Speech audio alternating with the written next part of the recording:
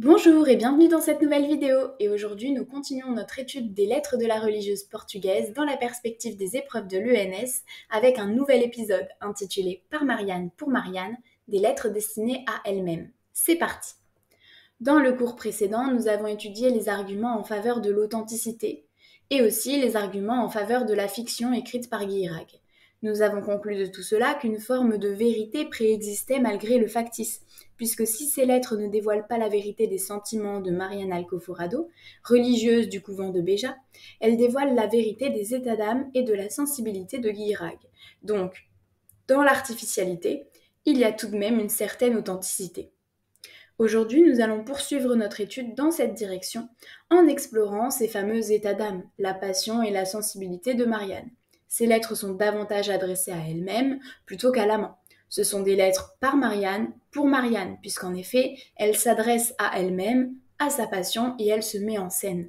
Et c'est l'occasion pour elle de scinder son moi en deux entités, une qui observe et analyse et l'autre qui laisse libre cours à sa passion. Dans un premier temps, nous allons voir que Marianne s'adresse à sa passion. Le destinataire n'est qu'un prétexte. On va commencer par citer la lettre 1.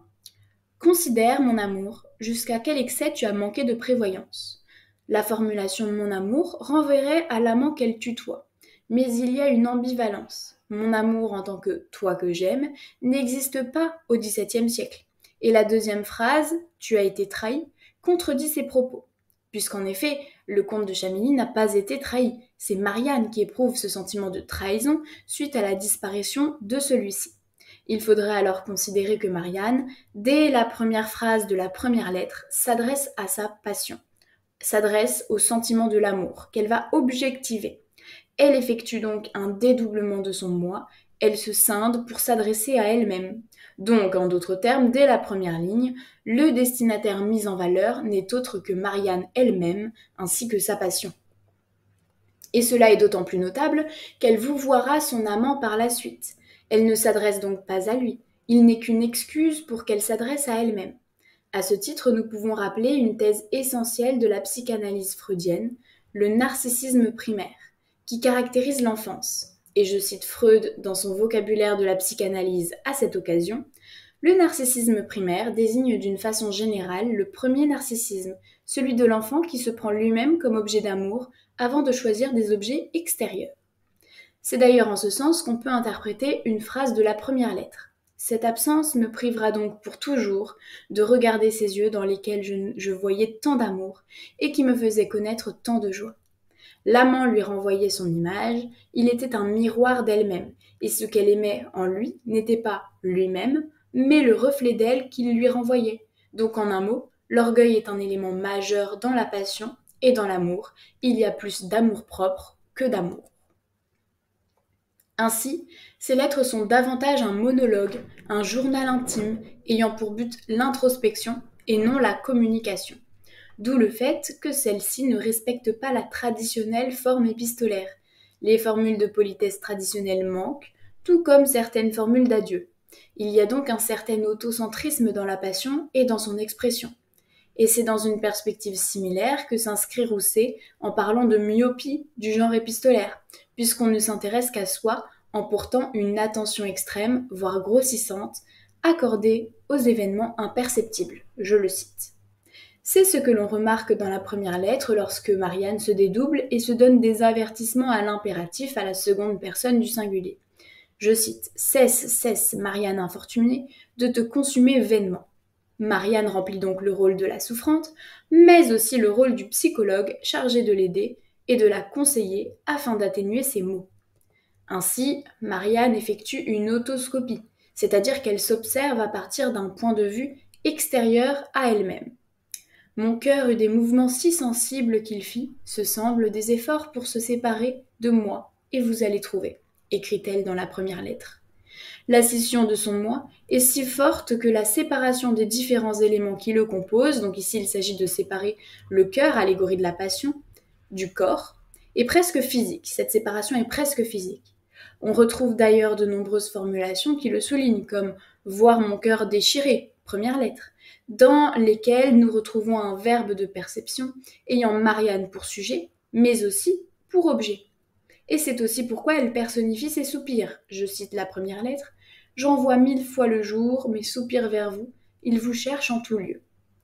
Ils deviennent des entités autonomes, ces soupirs, des personnes indépendantes de son corps, mais aussi à son service, et au service de son amour, de sa passion.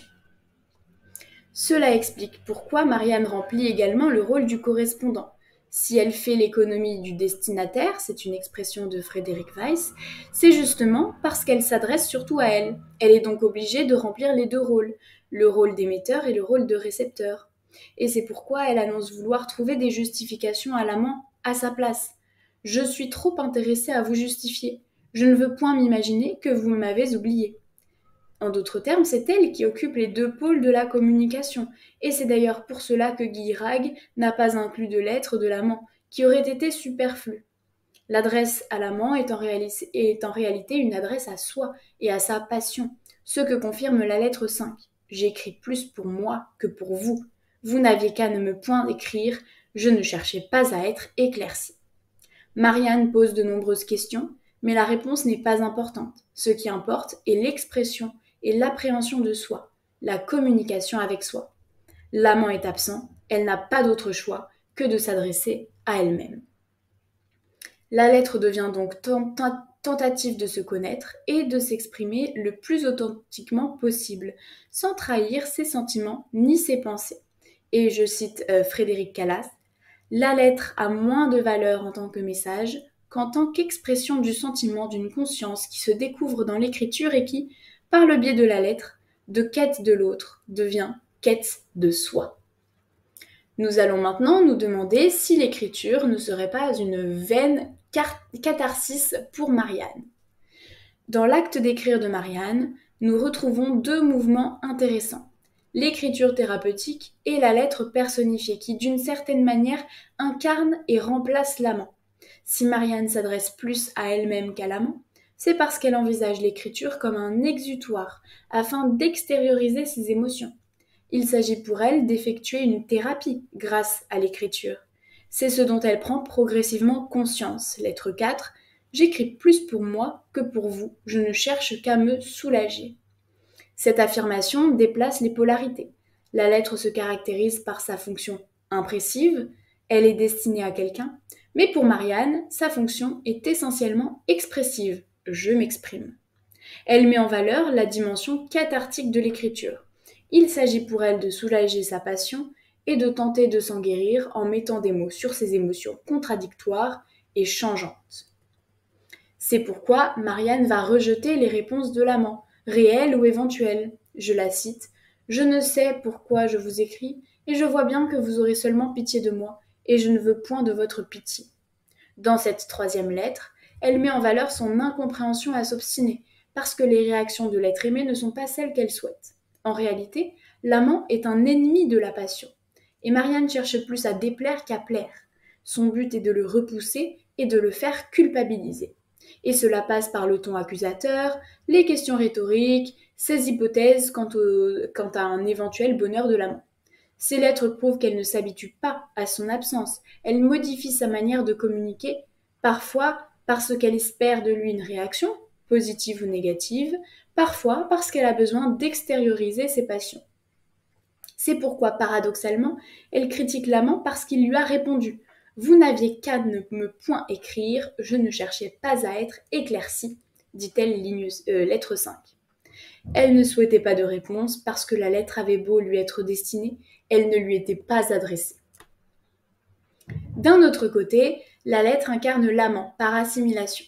C'est comme si cette lettre était lui, l'amant, puisqu'elle établit un lien direct entre Marianne et l'être aimé. La lettre dépasse son rôle de médiatrice pour donner corps à celui qu'elle aime. Et c'est pourquoi la fin de la lettre marque souvent la souffrance de Marianne, qui subit ainsi une énième épreuve de séparation, un énième abandon. Je la cite. « Il y a longtemps qu'un officier attend votre lettre. J'avais résolu de l'écrire d'une manière à vous la faire recevoir sans dégoût. Mais elle est trop extravagante, il faut la finir. Hélas, il n'est pas en mon pouvoir de m'y résoudre. Il me semble que je vous parle quand je vous écris, et que vous m'êtes un peu plus présent. » Lettre 4. Cette tentative de rendre présent l'amant par l'écriture n'est pas sans nous rappeler quelques mots de Roland Barthes dans ses fragments d'un discours amoureux. Savoir que l'écriture ne compense rien, ne sublime rien, qu'elle est précisément là où tu n'es pas, c'est le commencement de l'écriture. Enfin, force est de constater que l'écriture est à la fois frustration et moteur de la passion. Je cite: Il me semble que je fais le plus grand tort du monde aux sentiments de mon cœur de tâcher de vous les faire connaître en les écrivant. Cette première phrase de la seconde lettre souligne l'incapacité du langage à retranscrire authentiquement le sentiment. Il est difficile pour les mots de dire la chose même sans la détourner, sans la transformer. Ce n'est d'ailleurs pas sans rappeler la thèse de Bergson concernant le langage. Les mots sont impersonnels, contrairement aux sentiments qui sont personnels. La langue a ses limites, qui frustrent Marianne, mais tout en amplifiant aussi ses sentiments. Ce qu'elle ne peut dire se décuple parce qu'elle ne peut pas l'extérioriser. Même si elle parvient à l'écrire, eh bien l'écrire lui permet de ressentir plus fort. Elle est donc bloquée, coincée dans une boucle éternelle. Elle est coincée entre pulsions de passion et pulsions de mort. Et elle se complaît dans cette souffrance. Elle se met en scène d'une certaine manière et cela lui plaît de se distancier d'elle-même en regardant et en analysant sa passion. Toute catharsis semble donc impossible, même si ces 5 lettres représentent 5 tentatives d'extériorisation. C'est pourquoi, malgré le ton définitif de la 5e lettre, dans laquelle Marianne sort de son rôle d'amante passive qui subit la situation et devient enfin un actant qui prend les choses en main et décide de le rejeter, eh bien on sent que la religieuse est tout de même assez fragile. Lettre 5, je vous conjure de ne m'écrire plus et de m'aider à vous oublier entièrement. Elle le supplie de ne pas lui écrire de nouveau et garde 2 de ses lettres médiocres pour les relire afin de se souvenir d'à quel point il a pu être détestable avec elle. Elle souhaite donc se raccrocher à la réalité, à rester lucide et sortir du déni. Sa guérison n'est pas définitive. Elle se trouve dès lors dans un cercle vicieux, puisqu'écrire serait un remède, mais entretient surtout ses maux. L'écriture ne lui apporte pas le soulagement recherché, mais au contraire, déception et frustration. Et si elle arrête d'écrire après la 5e lettre, c'est aussi un signe du constat d'échec de l'écriture dans le processus cathartique de la guérison. Et voilà, le cours du jour est terminé. Je te laisse une petite bibliographie d'ouvrages que j'ai pu consulter pour créer ce cours et que je te conseille de lire si tu veux approfondir ces analyses. Je te dis à très bientôt dans un nouvel épisode. On se retrouve très vite.